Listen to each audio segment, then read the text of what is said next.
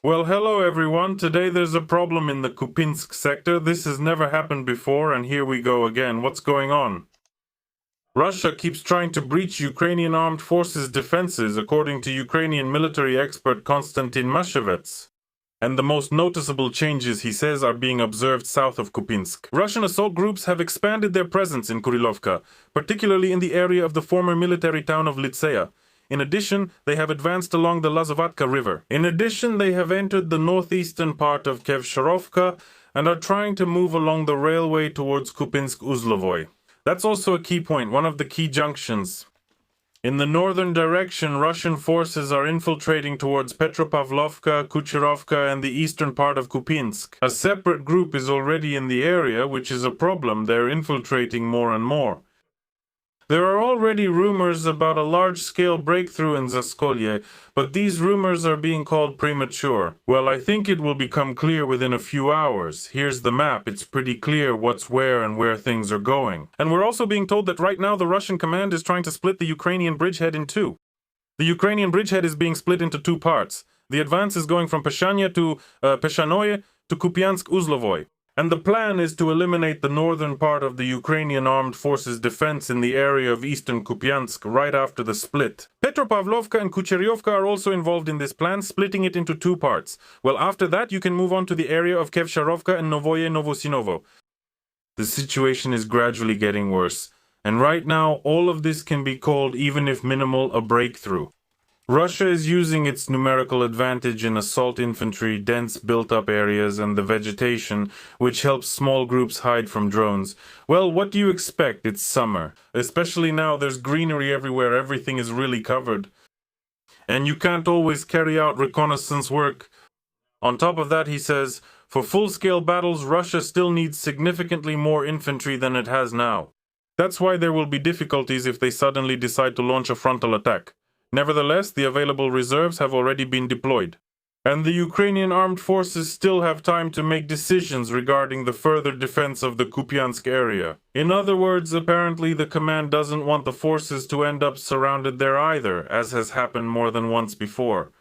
That's why there are some plans now. We'll talk about that too, but probably in the next video when all these rumors are confirmed.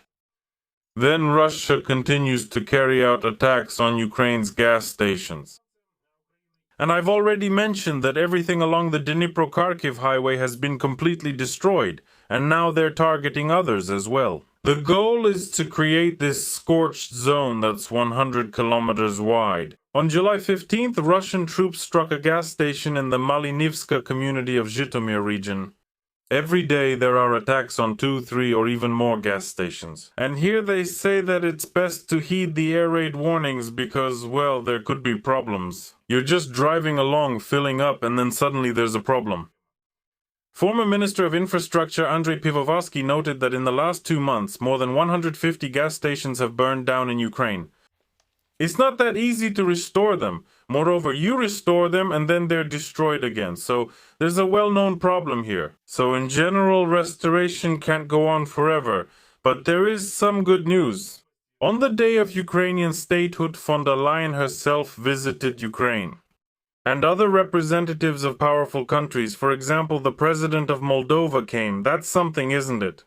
Such a military-industrial bloc visited Ukraine. Well, now let's talk about the victories. The president of Romania came, and other European leaders. So Moldova, thank you, supports Ukraine. Without Moldova, I don't even know what Ukraine would do. And in the end, what do we have here? There's also Slovenia, Montenegro, the president of Serbia. In short, all these countries that form a common global military-economic bloc that opposes the United States. Well, look, Moldova, Romania, Slovakia itself, and Slovenia, and even Montenegro, I mean, that's some real power. They can field a whole 2 missiles and 3 carts to take on anyone, anywhere. I think that's wonderful. Such support is worth a lot. Thank you very much. This very von der Leyen tells us that she has just arrived in Kyiv, with her 11th visit since the start of the full-scale war. This is a special moment. Ukraine has managed to make significant progress in strengthening its military capabilities. The initiative is shifting to its side, and Ursula von der Leyen announces new initiatives aimed at integrating defense industries. It's unclear whether there will be integration with powerful Montenegro and Moldova. There won't be. But probably since they've arrived, it means something is being planned. So, well, it's a victory. Here she is stepping off a whole train. Ursula herself. Well, that's magnificent. Next. This is about how suddenly Bulgaria refused to participate in the coalition of the willing. The very coalition that certain slogans and napkins are extremely fond of. And the Prime Minister of Bulgaria believes that now, on the contrary, is the time for, without any sarcasm here, for diplomacy. Military actions won't help. Commentators from Bulgaria pointed out to me last time, when I was joking about Bulgaria, that in fact there are actually several large enterprises for the production of ammunition. And, accordingly, Bulgaria really did provide huge assistance to Ukraine with those very munitions, which were paid for by representatives of this coalition of the willing. And as a result, if Bulgaria leaves this lustful coalition of the willing, then all sorts of difficulties arise. There is no place for Bulgaria there, said the new Prime Minister of the country, Rumen Radev. And he said that he received an invitation from President Macron to join the coalition of the willing. But he is in Paris for another reason, the Bastille Day celebration. Zelensky is storming the Bastille, or perhaps it's already taken, but for now they're all still there. While Kiev is being bombed, well, that's obvious. The Prime Minister of Bulgaria says there is no military solution for Ukraine. Providing military aid to Kiev prolongs the armed conflict. And only an intensification can put an end to the escalation, an intensification of diplomatic efforts. In fact, that's what many have repeated many times, and that's really true. In the current war, with the current situation, if this doesn't stop, well, things will just get worse and worse. And besides Bulgaria, for some reason Germany also decided not to take part in the first maneuvers of this so-called coalition of the willing. They have planned a military exercise.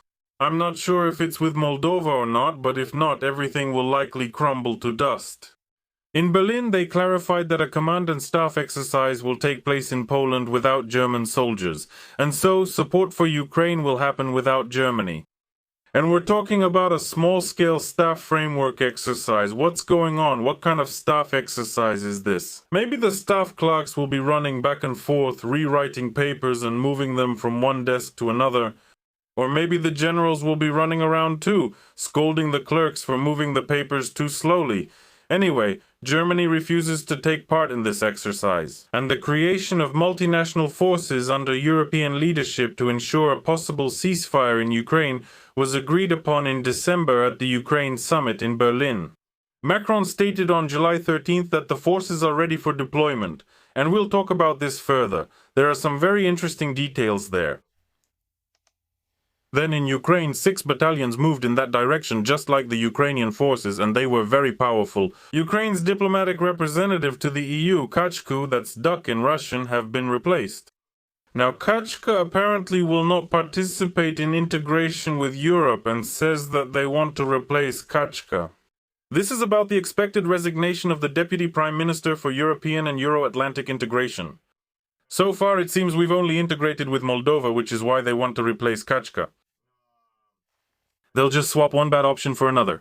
So, Kachka will be replaced by someone else. That will be the new current representative of Ukraine to the European Union, Vsevolod Chentsov.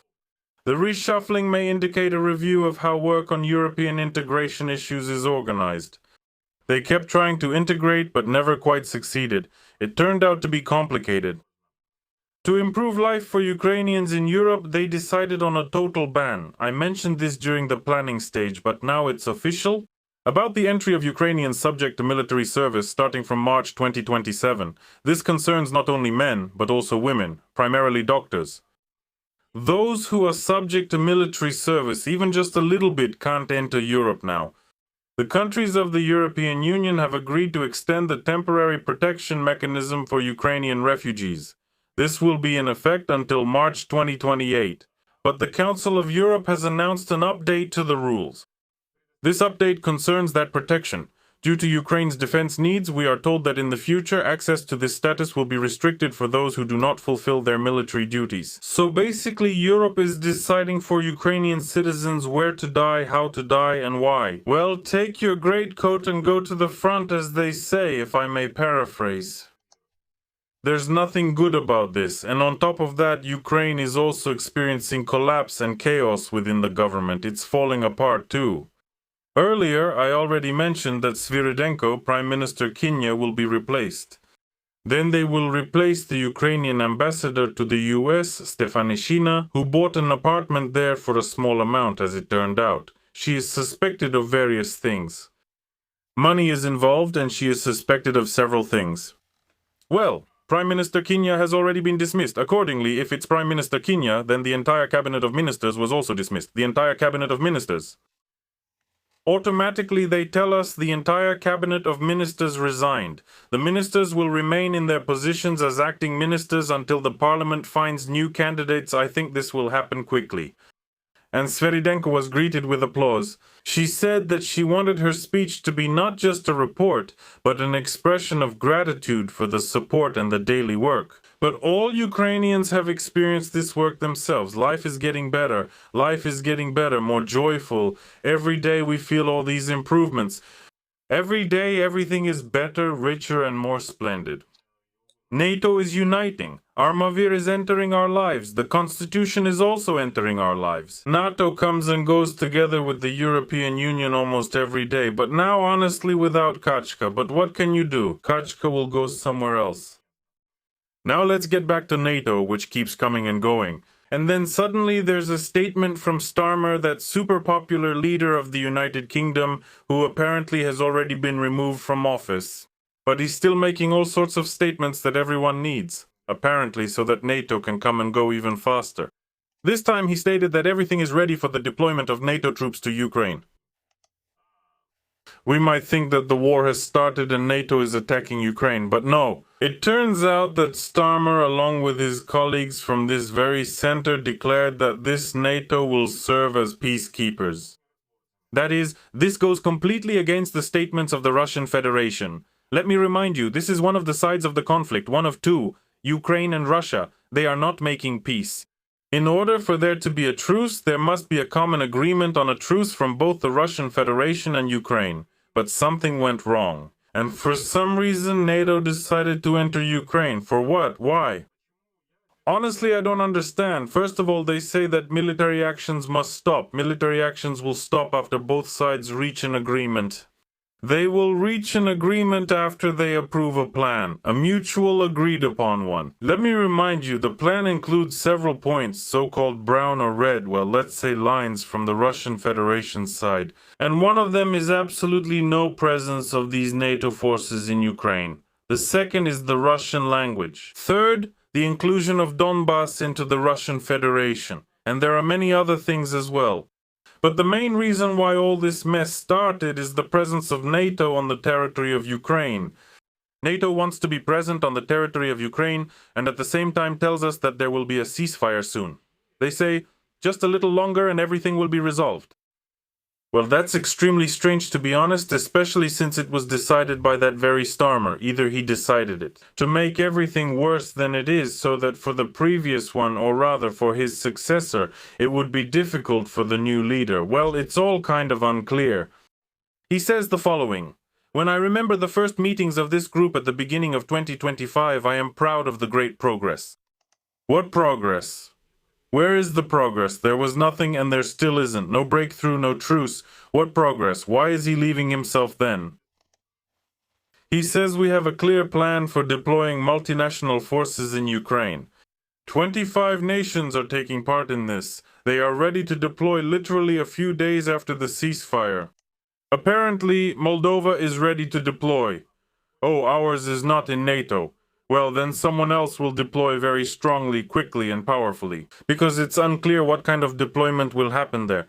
Then he says there were points of falling, points of takeoff, but each time we move forward, but the points of takeoff, if you imagine takeoff as a flight, maybe when you fall off a ledge, you could call that a takeoff. Well, basically, you're kind of flying, well, you took off. Fell, took off, and really, the ledges keep going forward. So you can measure the duration of your path in a straight line, its length. And in general, you could say the same about the economies of countries. They also rise and fall and move forward and keep moving forward. There's no joke here at all. Really, if you're falling down a mountain as a cold corpse, well, you can measure the length by the projection. Take the projection and a drawing, then see how far the cold corpse has flown. Wonderful, wonderful. So really, Starmer apparently knows what he's talking about. So what? And finally, this is the new draft of the US sanctions bill against Russia, and it provides for tariffs of up to 100%. Apparently, this is a farewell gift. Graham, that very senator who passed away prematurely? And all this allows the US president to impose tariffs against the 5 largest buyers of Russian oil and natural gas. First and foremost, China and India. Well, China will be absolutely delighted with these bans, and apparently they also hope that it will immediately agree to cooperate, deciding to hit his own economy, well, just like, for example, Germany does. It hits its own economy. And then hopes that everything will be fine. By the way, someone in the chat commented on the Germans' behavior. Well, so it was surprising that a nation that seems to love freedom in Europe, the Germans, doesn't protest against this, or they do protest, but rarely. And they say that they are extremely law-abiding, thanks to the commenter who pointed this out without any sarcasm. And the overwhelming majority simply can't imagine that the government could be lying, or that it does something differently than it says. In other words, there's a half-truth there. So, most Germans trust their government and connect what's happening. And the problems that arise, well, they connect them with some kind of global economic issues. Although some people are already starting to think that something came from that big, I don't even know how to say that in German.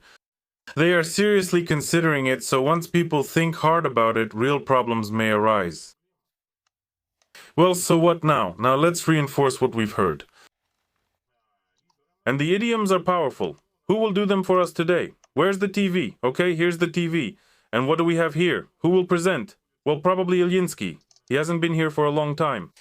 Idioms. Well then, let's listen to the clowns, please, comrades. Continuation. Yes, so today we have someone performing. Let me check. There's one guy, Pokazaceni, who suggests striking with a nuke. Young Lenin in glasses, pretending to be young Elton John, accompanies this with valuable remarks. Well, and the refreshed dome, apparently having been abroad, having visited a barbershop, the front line, the zero line, declares that we need to hit the Urals with a nuke. A decision may be made about the possible use of nuclear weapons. This is what Peskov once again reminded everyone about. So look, it's actually very simple. Let me tell you this. Here's a simple thing. As soon as these characters, by the way, start talking, yeah, Vitya, you don't really need to listen any further because after that, they just go on and on with all that stuff, yeah, Vitya, and then it turns into that whole soul to paradise thing. Apparently, they're about to tell us something interesting. Me, my power glasses, of course, I'm not a young Elton John, but my power glasses protect me from all that stuff coming from the screens.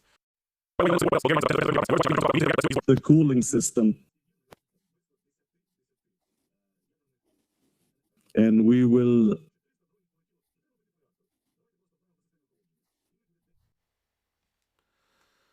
Well, honestly, I don't even know what to comment on here. These people obviously had problems at school and they never made it to college. But to suggest bombing nuclear power plants, that's 1,000 Chernobyls. Well, as Vital said, we need to take our diffrix and throw them there, knock them out of the cooling system, and there will be a Chernobyl. There were 1,000 Chernobyls like that, and to hit their nuclear power plants.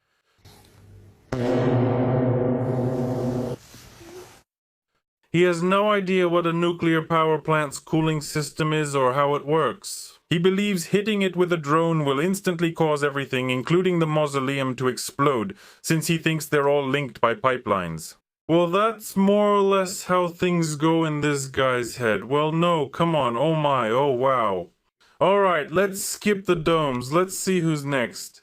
There's another character here. Here is Veskov the politician. This curly-haired fighter, the destroyer of enemies, wants to create the politician. In his military pajamas, the curly-haired representative of the armed forces of Ukraine apparently claims that something needs to be sent and done. Everyone seems passive on the screen, but now they'll wake up and start promoting their ideas to the public. I've long supported military justice and the creation of the armed forces of Ukraine. That is, you can also create troikas. and maybe some kind of blocking detachments if they don't exist yet, and Pirozhachek will actively support this without participating in military actions in any way.